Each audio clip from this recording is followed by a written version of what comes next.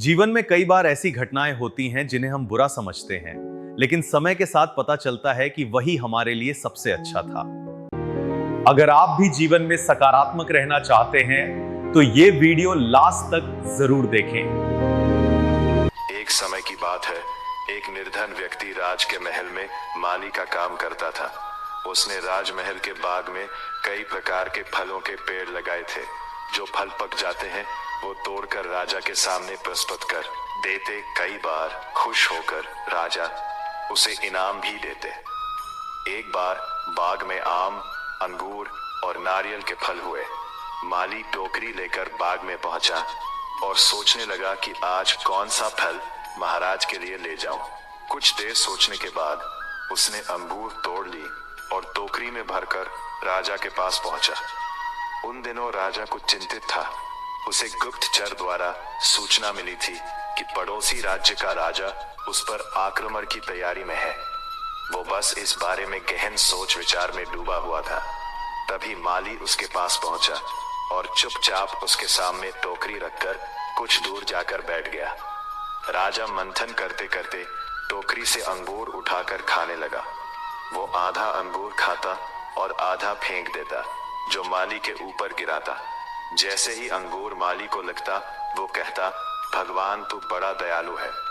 सोच विचार में डूबे राजा का ध्यान इस ओर था ही नहीं कि वो अंगूर माली के ऊपर फेंक रहा है।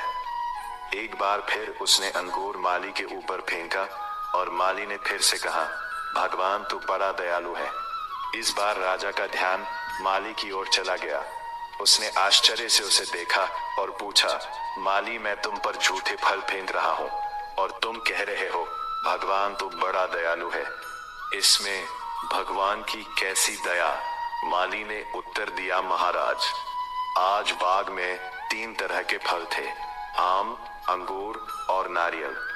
मैं सोच रहा था कि आपके लिए कौन सा फल लाऊं।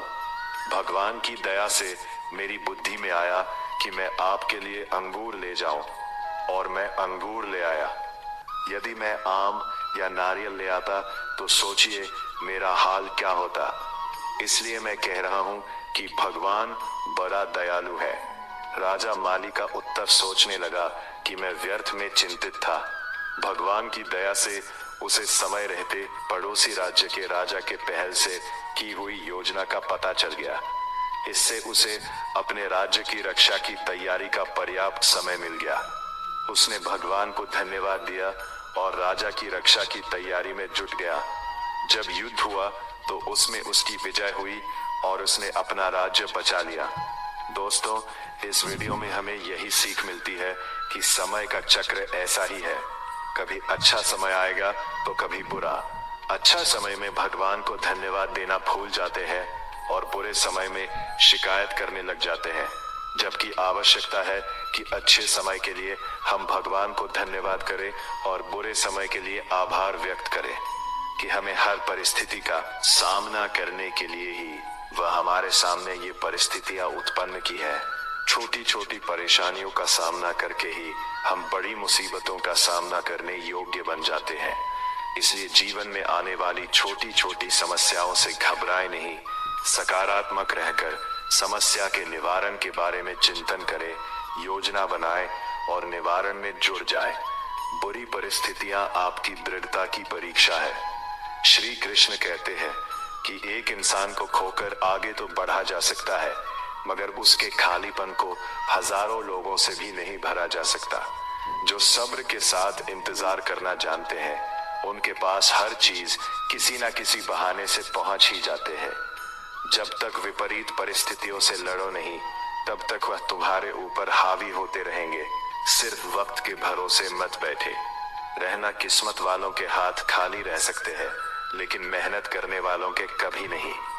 दोस्तों, अगर आपने इस वीडियो से कुछ भी सीखा है तो कृपया इस वीडियो को एक लाइक कर दें और कमेंट में जय श्री राधे कृष्णा जरूर लिखें। अगर आप इस चैनल पर नए हैं और आप ऐसी ही वीडियो और देखना चाहते हैं तो कृपया चैनल को सब्सक्राइब करें और नोटिफिकेशन बेल आइकॉन को ऑल पर सेट कर लें, ताकि हमारे सभी नए वीडियो के नोटिफिकेशन सबसे पहले आपके पास आ जाए। आपका सपोर्ट भी हमारे लिए बेहद ही महत्वपूर्ण है। भगवान श्री कृष्ण की कृपा आपके साथ सदैव बनी रहे।